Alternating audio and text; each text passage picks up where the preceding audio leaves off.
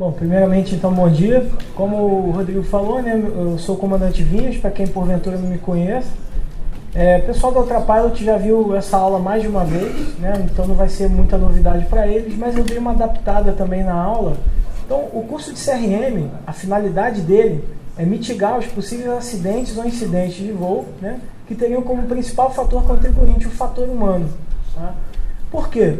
Porque pesquisas feitas, principalmente pela NTSB, que é como se fosse o CENIPA lá dos Estados Unidos, né, o National Transportation Safety Board, essas pesquisas revelam que mais de 70% dos acidentes acontecem por causa do fator humano.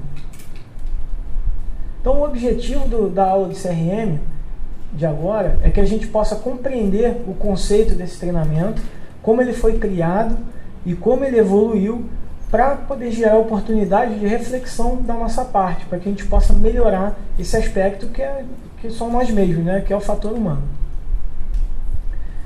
O roteiro, então, que a gente vai seguir, a gente vai fazer uma breve introdução, a gente vai falar da origem histórica dos acidentes aeronáuticos, né?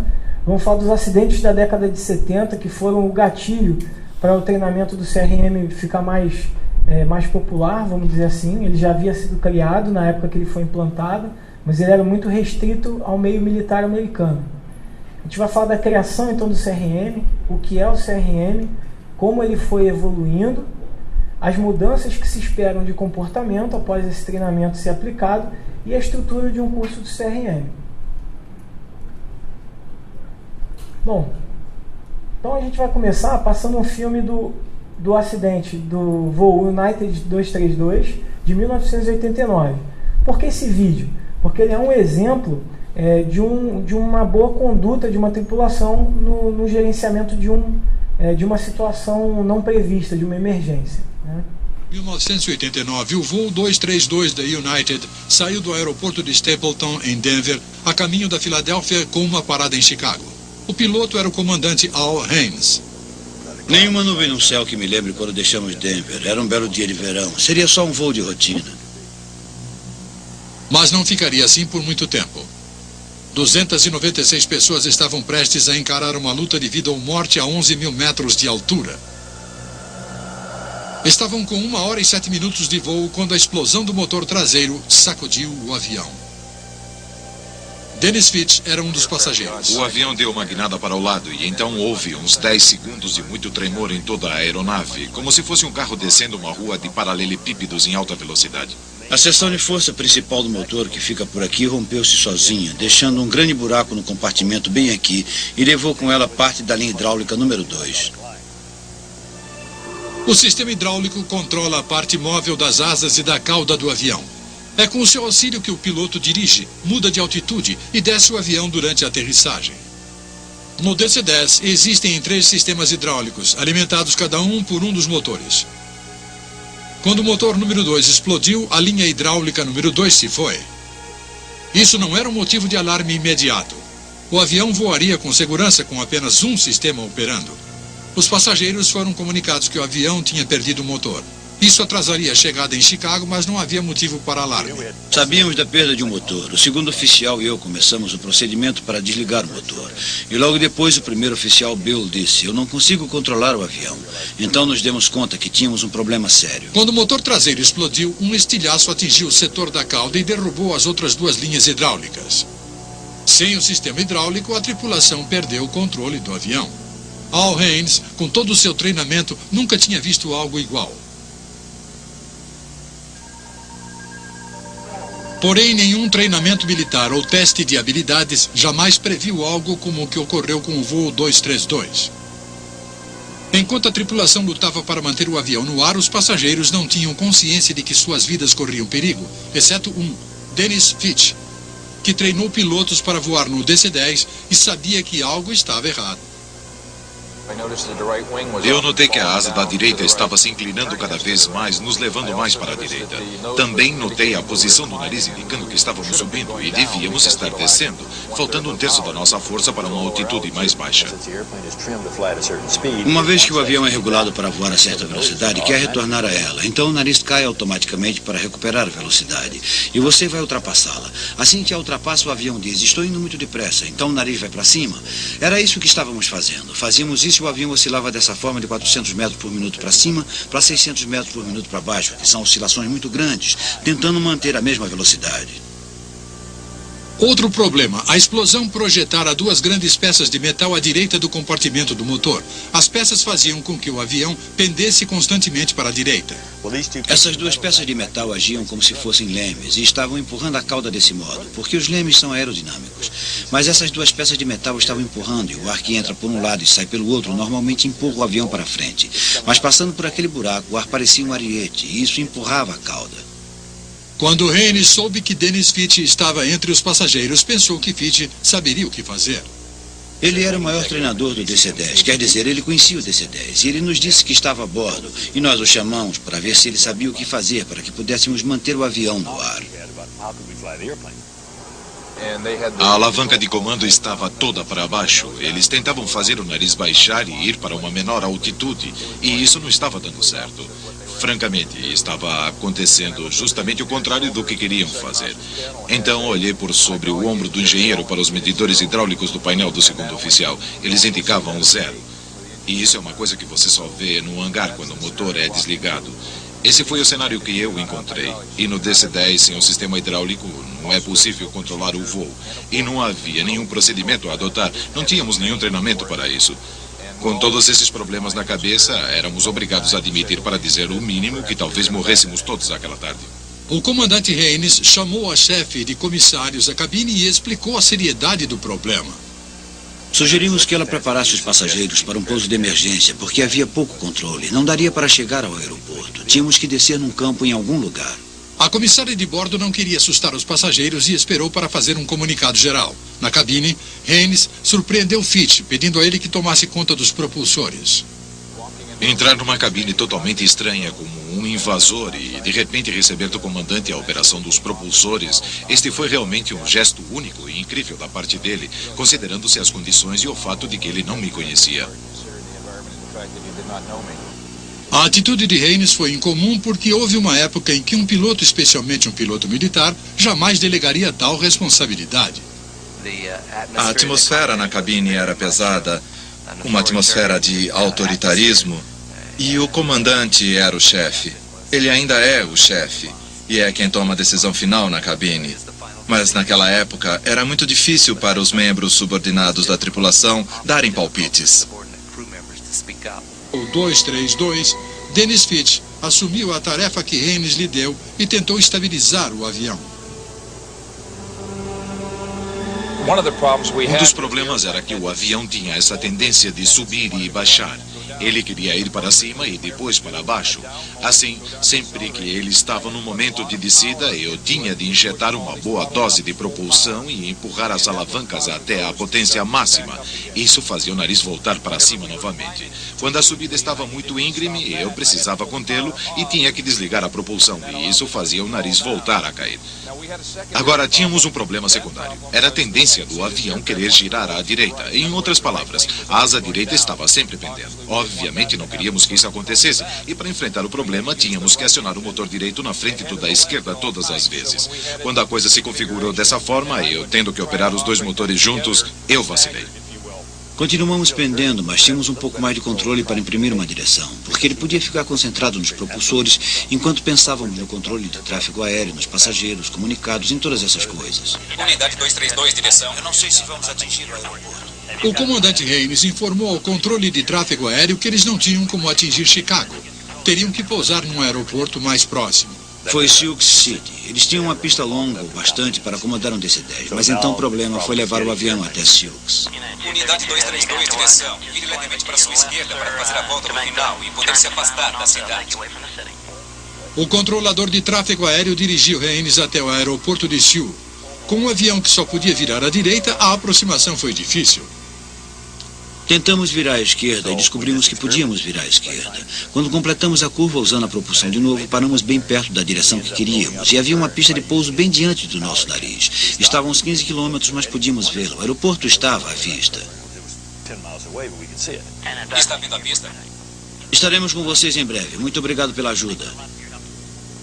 29 minutos depois da explosão do motor número 2, 15 minutos antes do voo 232 atingir o solo, os passageiros souberam que havia um sério problema.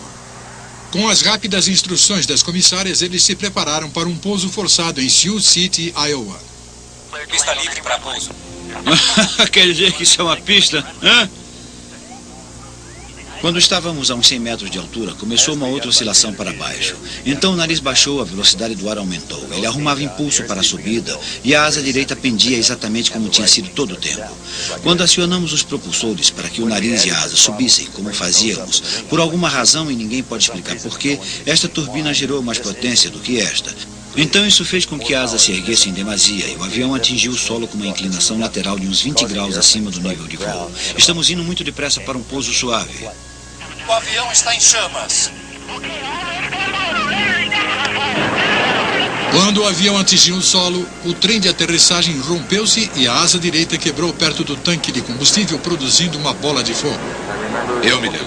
Eu olhava para baixo quando nos aproximamos da pista. Descíamos a uns 50 metros por minuto. Um avião normal desce para pousar a uns 30 metros por minuto no máximo. Então, nos chocamos com muita força.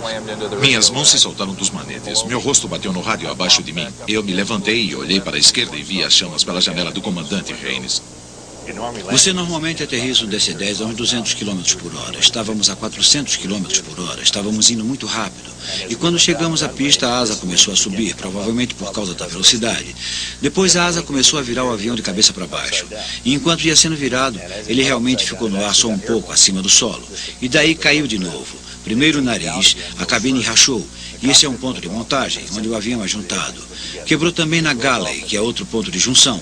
E ele já tinha quebrado aqui. Então quebramos em 4 pedaços principais. 185 pessoas sobreviveram ao acidente. Avião totalmente destruído no solo. Mais tarde, de seu leito no hospital, o comandante Al Haynes viu as imagens de sua aterrissagem na TV. Minha esposa estava sentada ao meu lado e perguntei a ela quem era quando aquele acidente ocorreu, porque ninguém escaparia dali. Ela disse, era você. 3 meses depois, Al Haynes voltou ao trabalho. O fato de eu ter tido um acidente é só o modo como a coisa funciona. É como tirar a sorte. E o fato de ter sobrevivido é um milagre no que me diz respeito. E eu estava pronto para voltar ao trabalho e voar um pouco mais. O comandante Al Haynes começou sua carreira na Marinha pilotando monoplanos. Em 1989, ele provou que um piloto pode contar com a força e a experiência de sua tripulação sem comprometer sua autoridade. Para os pilotos comerciais de todas as partes, ele redefiniu o significado de se ter a equipe certa. No curso de CRM, a gente passa esse vídeo na íntegra, né? E aí eu peço para os alunos fazerem uma interpretação do que eles acharam desse acidente, da conduta da tripulação principalmente, e aí a gente consegue avaliar, depois no final do curso, revendo esse vídeo, qual foi a nossa evolução no entendimento do assunto CRM, né? O que a gente conseguiu aprender durante o curso. Então a gente usa isso como um controle, esse vídeo. Bom, então como que os acidentes se originaram, né? Na aviação, quando a gente estuda segurança de voo, né, é comum se falar do acidente lá, vamos dizer assim, do Dédalo e do Ícaro, né, que vem da mitologia grega. Na história, né, da mitologia, eles foram fugir da ilha de Creta, onde tinha o Minotauro, né, e aí para fugir, eles não tinham barco, eles montaram um par de asas com cera, madeira e pena de pássaro, né, e aí eles saíram voando. E o pai, o Dédalo, falou para o filho dele, para o Ícaro, não sobe muito, senão você vai chegar perto do sol, vai derreter a cera e você vai cair.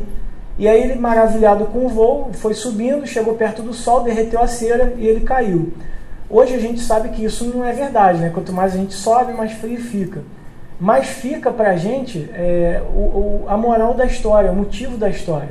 O voo ele é realmente uma atividade muito legal, é muito prazeroso, deixa o piloto muito maravilhado. Mas se a gente perder a atenção, é isso aqui que pode acontecer com a gente, né? A gente pode acabar causando um acidente. E a distração, ela é um fator que ela não está ligado a nada, nenhum item, a não ser nós mesmos, o fator humano, né?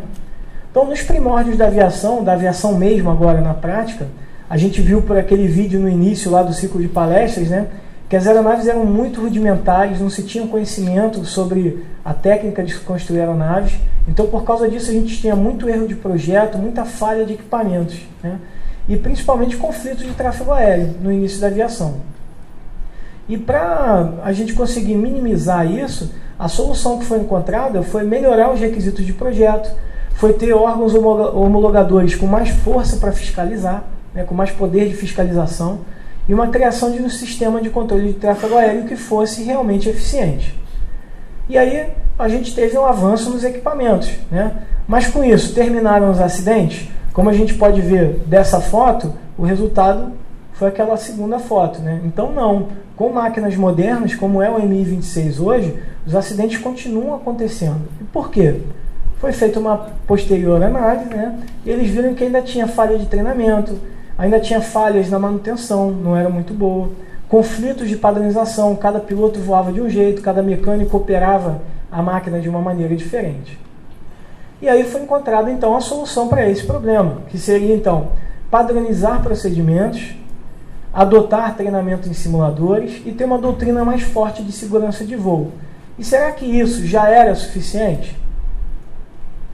Porque a gente tinha aeronaves modernas, a gente tinha o treinamento de pilotos muito bom, num nível já bom de excelência, né? Controle de tráfego aéreo num nível de excelência também muito grande, e a manutenção e o suprimento das aeronaves também era muito bem feito. E aí a gente entrou na década de 70. Na década de 70, a gente teve diversos acidentes bem icônicos, assim, né? O acidente do Everglades, da United Airlines, não aquele do vídeo, né? Um outro acidente. E foi visto que cada pessoa cumpria muito bem o seu papel individualmente. Aquele mecânico lá ele era muito bom, aquele piloto ele era muito bom. Mas o que faltava? Faltava o trabalho em equipe. E aí, com isso, persistiam os fatores humanos, contribuindo para entre 70% a 90% dos acidentes, que é o número atual hoje, né? Beira em torno dos 90%. Então, por que uma aeronave moderna, confiável, com boa manutenção, comandada por um piloto experiente, sofreu um acidente? Mesmo nos casos onde a informação estava disponível para o comandante. Porque a gente tinha falhas de comunicação, a gente não sabia trabalhar em equipe, não tinha um bom relacionamento interpessoal, a consciência situacional dos pilotos era muito fraca, o processo decisório tinha diversas falhas e existia uma incapacidade de gerenciar o erro por parte dos pilotos. Por quê? Porque se a gente não tem informação disponível, como é que a gente vai tratar o erro? Para a gente poder tratar bem o erro, a gente tem que ter o máximo de informação possível. E aí foi visto que podia se resumir como falha no gerenciamento dos recursos humanos que o comandante tem disponível para ele, que seria o copiloto, o comissário, o mecânico de voo e por aí vai. Então o CRM, como que ele foi criado, né? O Crew Resource Management, ou Cockpit Resource Management, o CRM, ele é um programa de treinamento usado nos ambientes organizacionais, onde o erro humano pode ter então essas consequências desastrosas. Ele é usado primariamente para melhorar a segurança de voo, para aumentar a segurança de voo, né? E ele é focado na comunicação interpessoal, na liderança e na tomada de decisões dentro de uma cabine. Ele foi criado pelo psicologista da NASA, John Lauber, né? E esse termo foi cunhado inclusive por ele em 1979. Ele estudou para criar o CRM muito a fundo por vários anos como que funcionava o processo de comunicação dentro dos cockpits das aeronaves. Tá? A NASA ela não trabalha só com foguete espacial, né? Ela mexe com a aeronáutica também. Então, embora o CRM ele não vise alterar a cadeia de comando a bordo, o comandante continua sendo comandante, ele tenta trabalhar, ele tinha a intenção de favorecer um clima de menor autoritarismo, de menor autoridade a bordo. Tá? Por quê? Foi visto que os copilotos, né, eles eram encorajados, a partir do treinamento do CRM, a questionar mais as decisões do comandante. Tá? Então, com os acidentes da década de 70, como a gente comentou, que foram bem icônicos, a NASA resolveu popularizar, vamos dizer assim, o CRM. E eles criaram um workshop já em 1978, onde esse workshop, além da NASA, ele foi organizado pela United Airlines e a KLM, né? eles implementaram então o CRM de primeira e segunda geração, que é o CRM que só se preocupava com a cabine, com o piloto. Tá? Ele não se preocupava com mais nada além do piloto. Depois disso, foi evoluindo para o CRM de terceira e quarta geração, onde além dos pilotos, eles viram que mais coisas afetavam diretamente a segurança de voo, o CRM, o gerenciamento dos recursos humanos. Né? O que seria isso? Seria o mecânico de voo, seria o comissário que está a bordo também da aeronave, que também pode ajudar os pilotos, os órgãos de controle, que também tem uma parcela importante nisso. E hoje em dia já se fala, né, no CRM de quinta e sexta gerações, que seria o Corporate Resource Management, onde além dos pilotos e além dos tripulantes não pilotos, também se envolve todos os membros de uma organização, independente de eles serem parte ativa do voo. Vai do servente ao CEO das empresas. O CRM, então, ele é um processo de treinamento, né, como se aplica hoje para os pilotos somente, que visa reduzir erros de julgamento através de um melhor uso dos recursos humanos disponíveis. Então, o que o CRM ele tem a ver com instrução de voo? Na instrução de voo a gente não tem passageiro, não tem comissário, mas a gente tem 2 pilotos a bordo. A gente tem um instrutor e um aluno. Por muitas vezes, o aluno ele pode ver uma situação ruim, uma situação errada no voo, que o instrutor não percebeu, por estar focado em ministrar uma instrução, ou em falar com o órgão ATS, ou em cumprir qualquer outra tarefa que seja. E se o aluno não se sentir encorajado a falar, a participar do voo ativamente, isso pode ter sim algumas consequências graves, tá ok? Por exemplo, quem aqui nunca passou por uma situação de estar voando e o outro tripulante viu um pássaro que você não tinha visto, né, no papel de instrutor? Isso acontece bastante. É muito comum na aviação, onde a gente vê que ela não é levada de uma maneira mais profissional, você vê aquela figura do power distance, você vê aquela distância de autoridade entre os 2 pilotos, entre o instrutor e o aluno, por exemplo. Onde o aluno, qualquer coisa que ele fala, o aluno é um ser sem luz, né? Tem aqueles ditadozinhos que a gente vê na instrução. O aluno é um ser sem luz, o aluno é um monstro, ele não sabe o que está fazendo. Não, negativo, o aluno ele é uma parte importante do voo, ele é uma parte ativa do voo, ele deve ser. E é papel do instrutor de voo saber escutar o aluno também, porque ele pode sim dar contribuições para a gente importantes, tá ok? E é isso que o CRM trabalha, porque para a gente trabalhar bem com a máquina, a gente estuda a máquina. E para a gente trabalhar bem com as pessoas que trabalham com a gente dentro da máquina, aí a gente tem o curso de CRM para ajudar a gente. Se cada pessoa já tem a sua personalidade formada, o CRM na organização, ele atinge com certeza os objetivos dele? Bom, o CRM ele visa proporcionar então, quais são os objetivos então que a gente está falando? Ele visa proporcionar um conhecimento sobre o CRM, sobre as técnicas que você tem de trabalhar bem com as pessoas. Ele visa proporcionar ferramentas para te permitir que você tenha uma autoavaliação, para que você se conheça como pessoa, enquanto trabalhando com outra pessoa, né, para levar uma mudança de atitude, uma mudança de comportamento. E esse que é o grande objetivo do CRM, é proporcionar para a gente uma mudança no nosso comportamento a bordo de uma aeronave, tá ok? Para isso, o CRM trabalha a comunicação, nessa ordem, né? O relacionamento entre as pessoas, a consciência situacional, o processo decisório, e com tudo isso junto a gente tem condições de gerenciar o erro de uma maneira mais efetiva. Por que funciona nessa ordem, né? Faz parte do trabalho daquele camarada que a gente viu, daquele psicólogo da NASA, né, o John Lauber, que ele viu que o processo de comunicação dentro de cabine, ele funciona da seguinte maneira. O processo do acidente, né, dentro de uma cabine, ele funciona da seguinte maneira.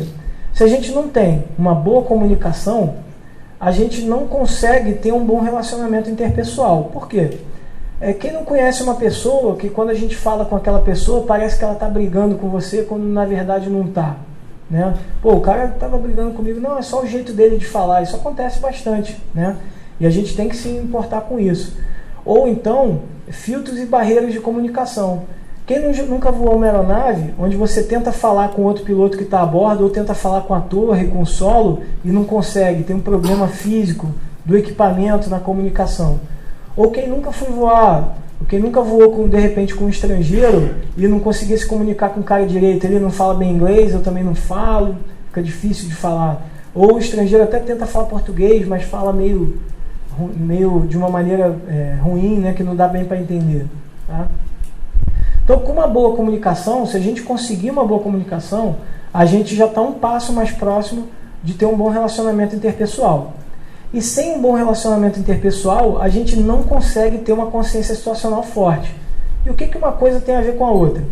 Bom, a consciência situacional, ela o fato do piloto, no caso a gente falando do voo, né, ele ter uma noção não só espacial de onde estão os outros objetos em volta dele, mas sim dele saber a todo momento tudo o que está acontecendo. Como, por exemplo, o quê? Eu, além de estar voando, eu saber onde estão as outras aeronaves, eu saber em que fase do voo eu estou, eu saber combustível, funcionamento da minha máquina, esse tipo de coisa. Só que para ter uma boa consciência situacional, eu dependo só de mim mesmo? Não, como a gente falou aqui uns 5 minutos atrás, né? A gente depende também do outro piloto que está a bordo com a gente, que às vezes ele tem informações que a gente não tem. E se a gente tiver aquele power distance, isso vai afetar o nosso relacionamento interpessoal e vai levar a uma queda da nossa consciência situacional. Tá? E com uma boa consciência situacional, se a gente tiver certeza que tem todas as informações, a gente consegue rodar um processo decisório com sucesso e levar um bom gerenciamento do erro. O CRM, então, ele atinge esse objetivo com todo mundo, de uma mudança de comportamento, levando a um bom gerenciamento do erro? Ele consegue mudar o comportamento de todo mundo? Bom, existe uma pesquisa aqui no Brasil, feita pelo CENIPA, né, que mostra que vários aeronautas rejeitam o CRM. E até mesmo aqui, dentro desse auditório, pode ter pessoas aqui que negam o CRM como uma ferramenta útil, que acham que o CRM é só mais um curso chato que a gente tem que fazer todo ano, ou de 2 em 2 anos, depende do tipo de empresa que a pessoa trabalha. Né? Então, várias situações e acidentes são usados no curso como exemplo. Né? E às vezes a gente usa até com pessoas que estão envolvidas no nosso meio. Né? Isso é extremamente comum de acontecer. E fica aquele comentário pessoal, fica brincadeira, esse tipo de coisa. Isso não é bom para o curso de CRM. Por isso que a gente sempre, quando vai fazer o curso de CRM, a gente pede que o foco seja no que aconteceu, no acontecimento em si, e não nas pessoas que estavam envolvidas. Né? A gente pede sem comentários pessoais, esse tipo de coisa, né? Nem nomes. E o curso de CRM, como que ele deveria ser... como deveria ser a estrutura de um bom curso de CRM, né? A gente trabalhar cada um daqueles fatores que a gente já viu. Seriam a comunicação, seria o relacionamento interpessoal, a consciência situacional e o processo decisório. E aí o curso ele é fechado com uma aula de gerenciamento do erro para a gente botar todos esses 4 pilares juntos, funcionando ao mesmo tempo. Tá, ok? Pelo que está previsto na ANAC, o facilitador de CRM ele deve ser uma pessoa que entende a cultura organizacional daquela empresa que ele está facilitando, tá, ok? Só que a gente vê que isso não acontece em todos os casos. Existem muitos casos onde o profissional de CRM ele trabalha com empresa no tipo freelancer, né, sem conhecer bem a empresa. Isso até gera resultados, mas não gera um resultado muito forte. Porque para a gente gerar um resultado forte, a gente tem que trabalhar com mudança de cultura organizacional, como a gente viu, mudança de comportamento. E para a gente ter essa mudança de comportamento, a gente tem um trabalho contínuo. Né? Eu não posso dizer que em 1 ano ou 2 anos de curso, agora eu sou outra pessoa. Isso não existe. A gente tem que estar sempre trabalhando em cima daquele objetivo. Tá, ok? E como que a gente faz isso na prática lá na Ultrapilot, para usar como referência, como exemplo? Né? Além do curso teórico de CRM, que são todas essas 6 aulas que estão demonstradas aí, né? Cada título é uma aula diferente. A gente trabalha com ferramentas que visam a melhorar a parte prática da aplicação do CRM. Como, por exemplo, a gente tem o Cockpit Procedure Training, o CPT, que é um treinamento que visa padronizar o uso de checklist, como abordar a nave, como mexer com a aeronave, com os sistemas dela, esse tipo de coisa.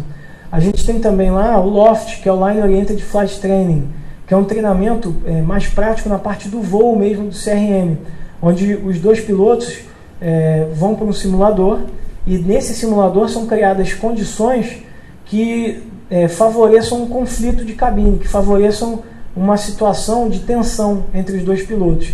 E aí ao invés do resultado ser negativo, a gente tenta dar ferramentas para que aqueles pilotos tenham um resultado positivo daquele conflito, para que eles consigam sanar aquele conflito e levar a um bom trabalho em cada pilar desse do CRM. Tá? Bom, então a gente falou aí, breve, né, da origem histórica dos acidentes, falamos dos acidentes da década de 70, falamos um pouco aí da criação do CRM, o que é o CRM, as gerações dele, como ele foi evoluindo, né? E falamos das mudanças esperadas que o CRM visa, que é a mudança do comportamento do piloto, né? E aí, no final a gente falou um pouco da estrutura do curso, que ele é aplicado pelos facilitadores de CRM, isso no mundo todo, não só no Brasil. Tá? Tenho certeza então que a gente cumpriu o nosso objetivo de compreender o conceito desse treinamento, de como ele foi criado, como ele evoluiu. E fica a frase aí de fecho para a gente, né? Se a gente tiver um obstáculo, a gente nunca pode esmorecer, nunca pode diminuir, né? O que a gente tem que fazer é modificar, adaptar e superar. Modificar procedimentos, adaptar uma atualização, um livro, um procedimento também, e para a gente poder assim superar esse obstáculo e ter sucesso na nossa missão.